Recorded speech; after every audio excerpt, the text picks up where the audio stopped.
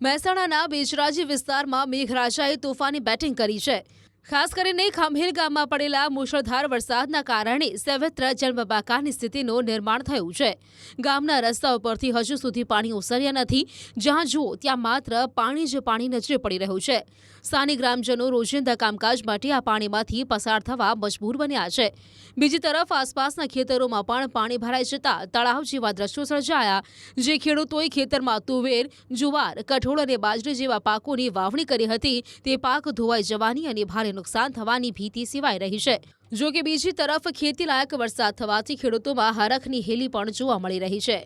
અત્યારે ડાંગરની પરિસ્થિતિ બહુ ગંભીર છે અને હજુ બીજા ક્યારે ધરું નંખાય અને પછી ક્યારે નવો પાક થાય એની તો કોઈ શક્યતા જ નથી। હજારો વીઘાનું નુકસાન છે। અહીંયા લાખો રૂપિયાનો ખર્ચો થયો જ છે ને બધાને। માનો ને અત્યારે મોંઘા બિયારણ, મોંઘા ખાતર, આ બધા ખર્ચા, ખેડના ખર્ચા, ડીઝલના ખર્ચા। ખેડા જિલ્લાની અંદર 3 દિવસ પહેલા 24 કલાકમાં 20 ઇંચથી વધુ વરસાદે જે તારાજી સર્જી છે તેના સીધા દ્રશ્યો બતાવીશ।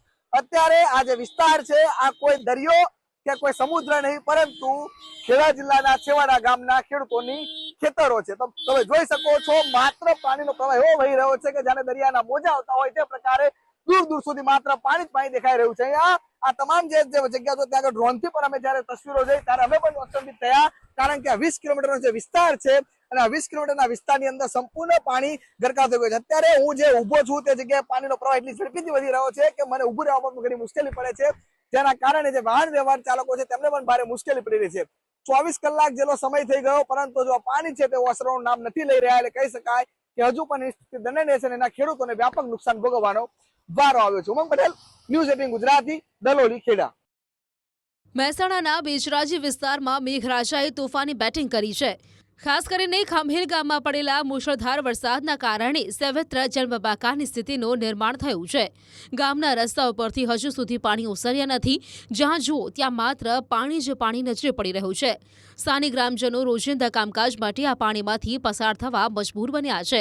બીજી તરફ આસપાસના ખેતરોમાં પણ પાણી ભરાઈ જતા તળાવ જેવા દ્રશ્યો સર્જાયા, જે ખેડૂતોએ ખેતરમાં તુવેર, જુવાર, કઠોળ અને બાજરી જેવા પાકોની વાવણી કરી હતી તે પાક ધોવાઈ જવાની અને ભારે નુકસાન થવાની ભીતિ સેવાઈ રહી છે।